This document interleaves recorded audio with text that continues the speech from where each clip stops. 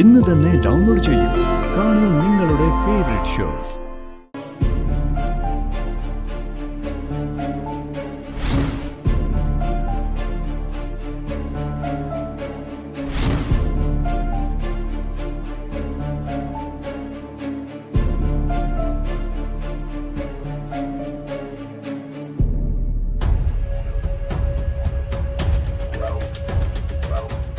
പൃഥ്വി കൊണ്ടുവന്ന പാക്കറ്റിന്റെ കാര്യമില്ലേ താൻ ആലോചിക്കുന്നേ?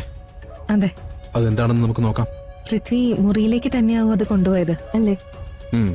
ഈ വീട്ടിൽ വേറെ എങ്ങും അവനത് വെക്കാൻ ഒരു സാധ്യതയില്ല. പൃഥ്വി അശ്വതയും മുറിയിലില്ലാത്ത സമയം നോക്കി നമുക്ക് മുറി കയറണം. എന്തോ ഇല്ലീഗൽ പരിപാടിയാണ് പൃഥ്വി ചെയ്യുന്നതെന്ന് ഉറപ്പാണ്.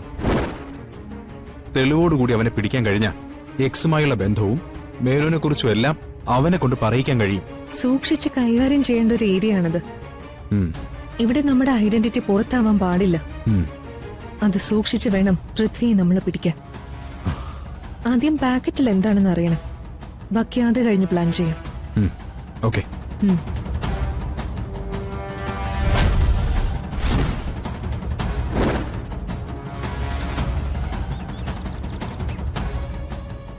അഷിതേ, എന്താ അമ്മേ? ഞാൻ നിന്നോടൊരു കാര്യം പറയാനാ വന്നത്. രാവിലെ സംഭവിച്ച കാര്യങ്ങളില് നിനക്ക് നല്ല വിഷമമുണ്ടായെന്ന് എനിക്കറിയാം. അതൊന്നും സാരമില്ല. അപ്പൊ എനിക്ക് ദേഷ്യവും സങ്കടവും തോന്നി എന്നുള്ളത് സത്യ.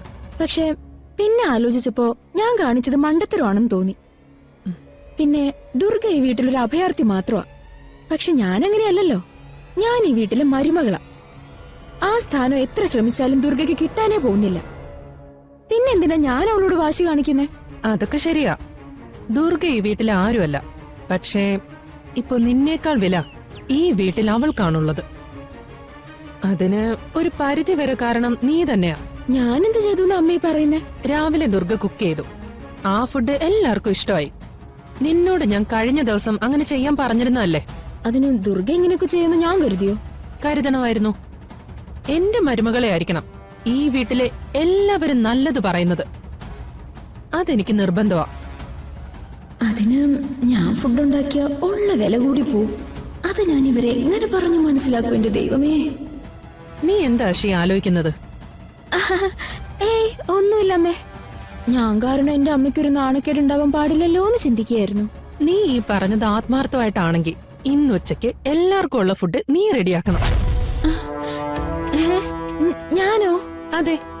എന്താ, നിനക്ക് കുക്കിംഗ് അറിയില്ലേ? പിന്നെ നന്നായിട്ട് അറിയാം. എന്നാ പിന്നെ എന്താ കുഴപ്പം? എല്ലാവരെയും ഞെട്ടിക്കുന്ന രീതിയിൽ ഒരു ഗംഭീര ഊണ് തന്നെ റെഡിയാക്കണം. ഞാനുണ്ടാക്കിയ തീർച്ചയായിട്ടും എല്ലാവരും ഞെട്ടും. ആ ഞെട്ടല് മാറാൻ എത്ര സമയം എടുക്കുമെന്നുള്ളതാ എന്റെ സംശയം. അതൊന്നും പ്രശ്നമല്ല. ഏതായാലും ഭക്ഷണം റെഡിയാക്കണം. എല്ലാവരും എന്റെ മരുമകളെ പുകഴ്ത്തി പറയുന്നത് എനിക്ക് കേൾക്കണം. ശരിയമ്മേ, എല്ലാം റെഡിയാക്കാം. എന്റെ ദൈവമേ,